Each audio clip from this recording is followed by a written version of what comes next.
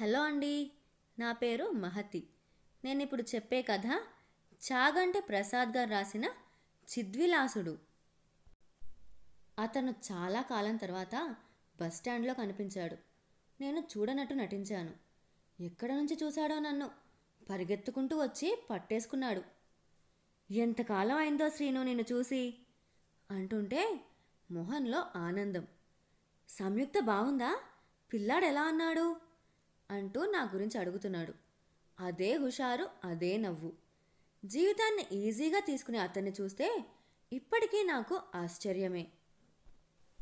మామూలుగా అయితే అది అసూయ. తప్పద్రా దేవుడా అనుకుంటూ ముఖం మీద నవ్వు పులుముకుని మీరెలా ఉన్నారు అడిగాను. ఎప్పట్లాగానే జేబులోంచి సిగరెట్టు తీసి వెలిగించి గుండెల్లోకి గట్టిగా పీల్చి గాలిలోకి పొగ వదులుతూ నాకేం బ్రహ్మాండంగా ఉన్నాను అన్నాడు. 15 ఏళ్ల క్రితం ఎలా అనేవాడో అదే మాడ్యులేషన్తో అన్నాడు. అప్పటికీ ఇప్పటికీ అతని వ్యవహారంలో మార్పు ఏమీ లేదు. మనిషిలో కూడా పెద్దగా వచ్చిన మార్పు లేదు. శరీరం మీద కాలం మిగిల్చిన ఆనవాళ్ళు తప్ప.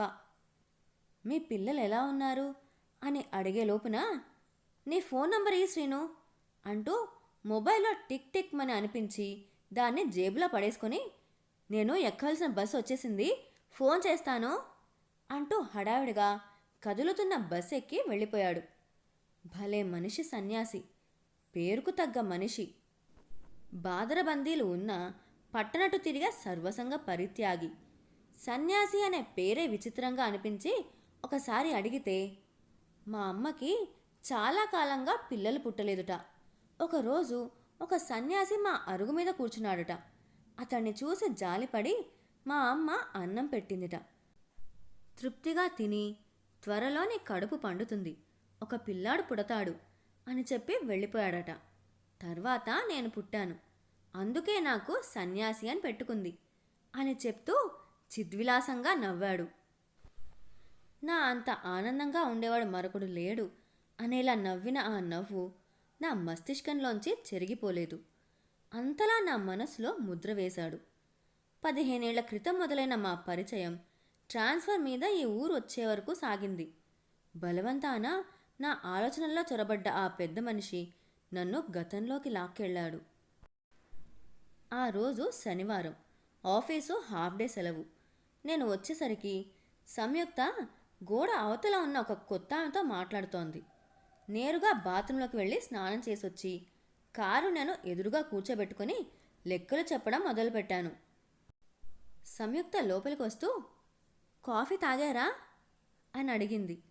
తల ఊపాను. పక్క ఇంటికి కొత్తగా వచ్చారండి, ఆయన జిల్లా కోర్టులో పనిచేస్తారుట. ఆవిడే వచ్చి పరిచయం చేసుకుంది. ఆయన పేరు సన్యాసి, ఆమె పేరు పార్వతి. చాలా మంచామెలా ఉంది. 2 ఆడపిల్లలు, 2 మగపిల్లలు అట. ఈ రోజుల్లో నలుగురంటే కష్టమే పాపం. పెద్దమ్మాయి వాళ్ళ పిన్ని దగ్గరుండి చదువుకుంటోందట. పార్వతి గారికి పిండి వంటలు బాగా వచ్చట. మనకి ఏ సాయం కావాలన్నా చేస్తానన్నారు. సంయుక్త కళ్ళల్లో ఆనందం. ఇంతలో గట్టిగా పెద్ద పెద్ద అరుపులు, తిట్లు వినపడ్డాయి. ఇద్దరం బయటకు పరిగెత్తి శబ్దాలు వచ్చిన వైపు చూశాం. పక్క ఇంటి ఆవరణలో ఒక అమ్మాయి, ఒక అబ్బాయి జుట్టు పట్టుకుని రక్తాలు వచ్చేలా కొట్టుకుంటున్నారు. ఆడపిల్ల కూడా ఎక్కడా తగ్గడం లేదు. ఆ పిల్లాడితో సమానంగా పోరాడుతోంది. ఇద్దరికి 10-12 ఏళ్ళు ఉండొచ్చు. పక్కింటావిడ వాళ్ళను విడదీయలేక ఒసే కమలా, ఒరే రాము, ఆగండ్రా, కొట్టుకోకండి. ఏవయ్యో, వీళ్లను ఆపలేకపోతున్నాను, వచ్చి ఆపవయ్యా అంటూ అరుస్తోంది.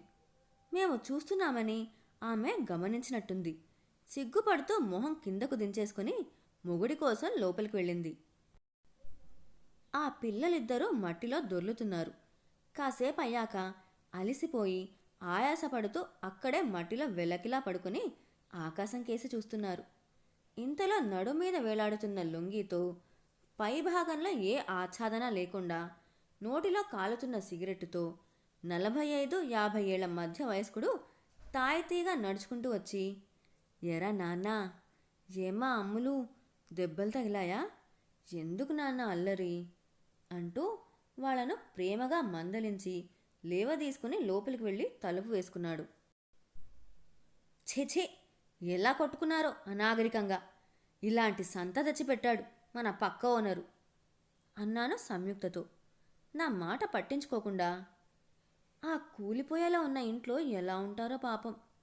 పెంకులు మార్చి 10 ఏళ్ళవుతోంది. వానాకాలంలో ఎలాగో వీళ్లకు అంటూ జాలిపడింది.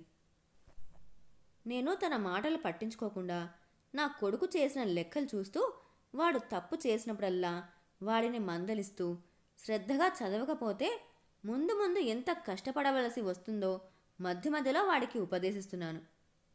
ఎందుకండి వాడిని మాటిమాటికి అలా భయపెడతారు అంటూ నా మాటలకు అడ్డు తగులుతోంది.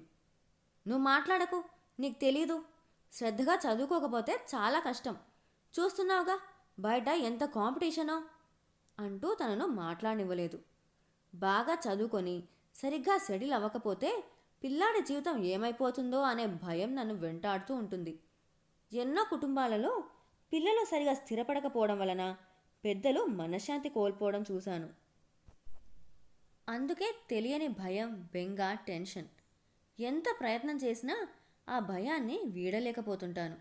అందుకే జీవితంలో చాలా క్రమబద్ధంగా, జాగ్రత్తగా ఉండాలని, పిల్లలు కూడా క్రమశిక్షణలో ఉండాలనే నా తాపత్రయం. ఎవరైనా అందుకు విరుద్ధంగా ఉంటే నాకు నచ్చదు. అందుకనే మా పక్క ఇంటి పిల్లలు హోరాహోరీ కొట్టుకోవడం చూసి నాకు వెగటొచ్చింది. వాళ్ళను కనీసం తిట్టకుండా గారంగా మాట్లాడి ఆ ఇంటి పెద్ద తీసుకెళ్లడం నాకు అస్సలు నచ్చలేదు.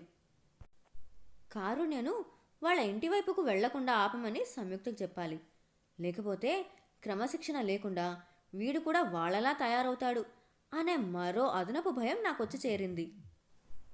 మర్నాడు స్కూటర్ మీద ఆఫీస్కు బయలుదేరే సమయంలో, శ్రీనివాస్ గారు, ఆగండి అంటూ చేతికి గుడ్డ సంచి తగిలించుకుని, జేబులో చిల్లర ఎక్కడ పడిపోతుందోనని దాని మీద చేయి నొక్కి పెట్టుకుని పరిగెత్తుకుంటూ నా దగ్గరకు వచ్చాడు సన్యాసి.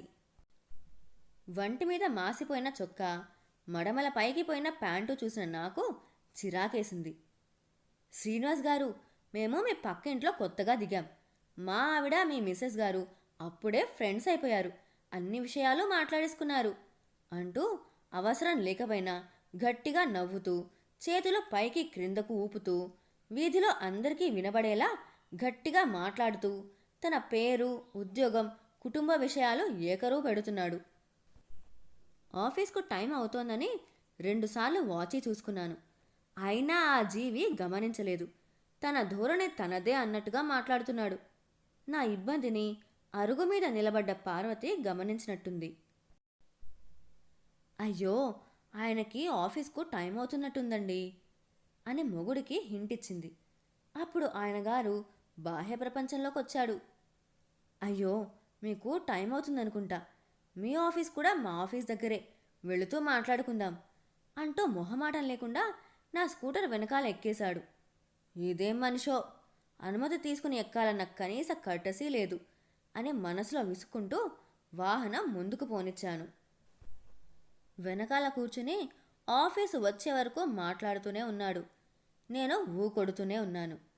అలా మొదలైంది నా మొదటి పరిచయం సన్యాసితో. తర్వాత మా మధ్యలో మాటలు కాస్త పెరిగాయి అనడం కన్నా నేను అతన్ని వదిలించుకోలేకపోయాను అనే చెప్పాలి. ఆసక్తి లేకపోయినా అతని వ్యవహార శైలి గమనించడం మొదలుపెట్టాను.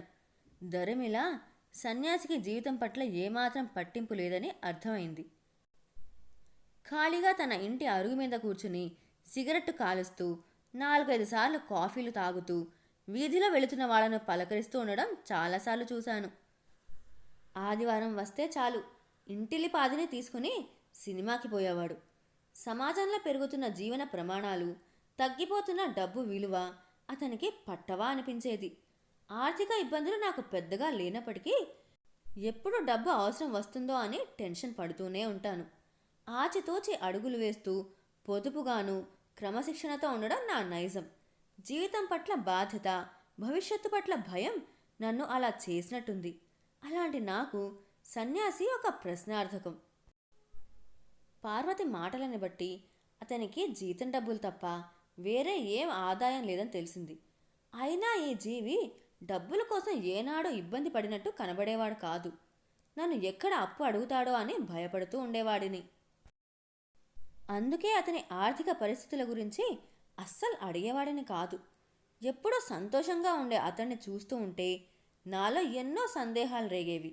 ఒకసారి పిచ్చి ప్రశ్న వేశానని నాలో నేను అనుకుంటూనే, మీ పిల్లలు ఎలా చదువుతారు సన్యాసి గారు అని అడిగాను. అంతలా అల్లరి చేస్తూ క్రమశిక్షణ లేని పిల్లలకు చదువు రాదనే నా నిశ్చితాభిప్రాయం. అతను చెప్పే లోపునే మరో ప్రశ్న సంధించాను. ఇలా అడుగుతున్నానని ఏమి అనుకోకండి.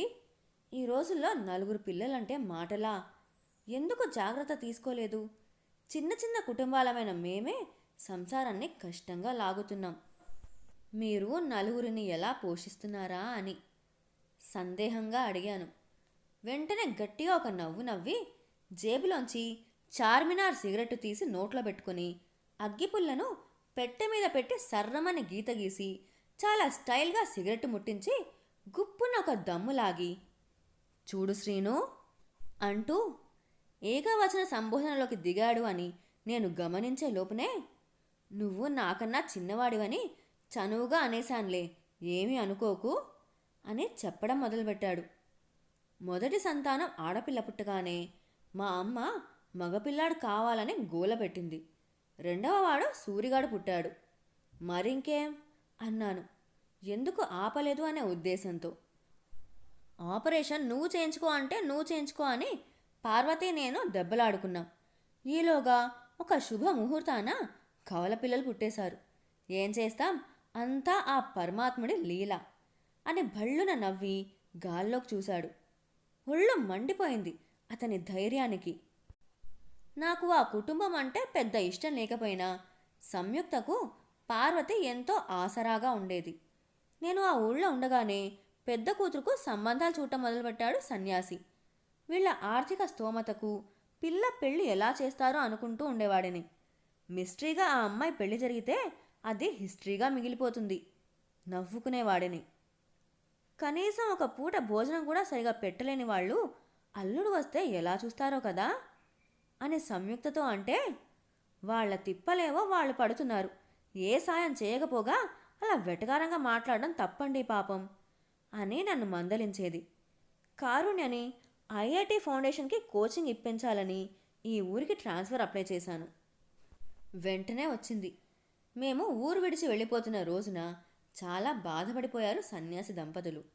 సన్యాసి అయితే, శ్రీను నువ్వు వెళ్ళిపోతుంటే నా బలం తగ్గిపోతున్నట్టుగా అనిపిస్తోందయ్యా అంటూ బేలగా మాట్లాడాడు. నేను పెద్దగా స్పందించలేదు. సిటీ స్కూళ్లలో పిల్లల చదువుకు ఢోకా ఉండదని, భవిష్యత్తు బాగుంటుందనే ఆనందంలో నేనున్నాను. సంయుక్త మటుకు చాలా బాధగానే ఊరు వదిలి వచ్చింది. ఇక్కడకు వచ్చాక నేను సన్యాసిని దాదాపు మర్చిపోయాను. సంయుక్త మటుకు చాలా కాలం పార్వతితో గడిపిన రోజులు గుర్తుకు తెచ్చుకునేది. కాలక్రమేణా కారుణ్య చదువులు పూర్తయ్యాయి. అమెరికాలో ఉద్యోగం చేస్తున్నాడు. ఏడాదికి 2 ఏళ్లకు వస్తూ ఉంటాడు. సన్యాసి కనిపించాడు అని సంయుక్తకు చెప్పలేదు. నాకేమయ్యా, బ్రహ్మాండంగా ఉన్నాను అనే సన్యాసి మాటలు నా గుండెలను కోసేస్తున్నాయి. చెవులలో ఆ మాటలే రింగుమంటున్నాయి. 4 పిల్లలను కనడం అనే ఊహకే భయపడే ఈ రోజుల్లో వాళ్లను కని చాలని జీతం డబ్బులతో అంతంత మాత్రంగా చదువుతున్న పిల్లలతో గడుపుకు వస్తున్న సన్యాసి ఈ రోజుకి ఇంత ధైర్యంగా ఎలా మాట్లాడుతున్నాడు? మర్చిపోయాను అనుకున్న సన్యాసి హఠాత్తుగా కనబడి నేను నమ్ముకున్న సిద్ధాంతాన్ని ప్రశ్నిస్తున్నట్టుగా అనిపించింది. నాకు సమాధానం దొరక్క చివరికి సంయుక్తను ఆశ్రయించాను. బాబాయ్ గారు కనిపించారా? నాకు చెప్పనేలేదు. మీకు వాళ్ళంటే చిన్నచూపు ఇంకా పోలేదన్నమాట. రుసరుసలాడింది. నాకు తెలియక అడుగుతాను, నెత్తిమీద అన్ని బాధ్యతలు పెట్టుకున్న మీ బాబాయ్ గారు పిల్లలు పెద్ద అయినా ఇప్పటికీ నాకేమయ్యా, బ్రహ్మాండంగా ఉన్నాను అని మాట్లాడుతున్నాడు. అదేమైనా గొప్పకు మాట్లాడతాడా లేదా పిచ్చా అన్నాను తనతో. నాకేసి చూసి ఒక నవ్వు నవ్వి, వాళ్ళకేం బ్రహ్మాండంగానే ఉన్నారండి అంది. నెమ్మదిగా చెప్పడం మొదలుపెట్టింది. ఆ రోజుల్లో వాళ్ళ బతికేదో వాళ్ళు బతికారు పాపం. నేను కూడా పెద్ద సాయం చేసేదాన్ని కాదు. పిల్లలు అల్లరి చేస్తూ కొట్టుకుంటున్నా వాళ్ళను ఏమీ అనకుండా దగ్గరకు తీసుకుని మంచి మాటలు చెప్పేవారట బాబాయ్ గారు. వాళ్ళు ఏం అడిగినా అప్పో సొప్పో చేసి కొనిపెట్టేవారట. వాళ్ళు కూడా కొంతకాలానికి బాధ్యత తెలుసుకొని ప్రవర్తించడం మొదలుపెట్టారుట. పార్వతి పిన్నిగారు మన వీధిలో అందరికీ సాయంగా ఉండేదిగా. ఆ మంచితనం వలనే పెళ్లి ఖర్చులు కూడా వాళ్లే పెట్టుకుని ముందుకు వచ్చి పెద్ద కూతుర్ని కోడలుగా చేసుకున్నారట చెప్పింది. నేను ఆ రోజున వాళ్లను చిన్నచూపు చూస్తూ సంధించిన మాటల సరాలు నాకే తిరిగి గుచ్చుకున్నట్టుగా అనిపించి గిలగిలలాడాను. పెద్ద కొడుకు సూరి కిరాణా హోల్సేల్ బిజినెస్ పెట్టి బాగా సంపాదిస్తున్నాడట. వాడే కమల పెళ్లి చేశాడట. మీరు ఎప్పుడు ఎందుకో పనికిరాడు అని తిట్టి ఇంట్లో కూడా రానిచ్చేవారు కాదు కదా. ఆ చిన్న కొడుకు రాముని మనిషిగా పుట్టినా ఈ జన్మభూమికి నేను చేసింది ఏమీ లేదు. నువ్వైనా డిఫెన్స్లో చేరి దేశానికి సేవ చేయమని ప్రోత్సహించారట బాబాయ్ గారు. మనం ఏం తిన్నామో ఎలా బతికామో ఎవ్వరికీ తెలియకూడదు. మనల్ని చూసి ఎవరు జాలి పడకూడదు. అవతలి వాళ్ళ దగ్గర నుండి జాలి ఆశించకూడదు.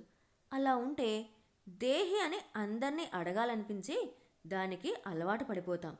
అందుకే మనం ఎన్ని కష్టాలు వచ్చి మీద పడ్డా ఎప్పుడూ సంతోషంగా కనిపించాలి అని మా అమ్మ చెప్పేది అని అంటుండేవారట. ఆయన అలా నవ్వుతూ కనబడే మనిషే కానీ లోతైన మనిషండి అంది తాపీగా. నీకు వాళ్ళ విషయాలన్నీ ఎలా తెలిసాయి? సందేహం ఆపుకోలేకపోయాను. మొన్న మధ్య సోషల్ మీడియాలో రాముని చూశాను. పార్వతి పిన్ని గారి నంబర్ తీసుకున్నాను. మీకు వాళ్ళంటే ఇష్టం ఉండదు కదా, అందుకే చెప్పలేదు అని అక్కడి నుండి వెళ్ళిపోయింది. నాకేం బ్రహ్మాండంగా ఉన్నాను గొణుక్కున్నాను. అనుకరించడానికి ప్రయత్నించే అబద్ధంతో నన్ను నేనే ఆత్మవంచన చేసుకుంటున్నట్టుగా అనిపించింది నాకు. సన్యాసి నాకు రాజర్షిలా అంతర్దర్శనం ఇచ్చాడు.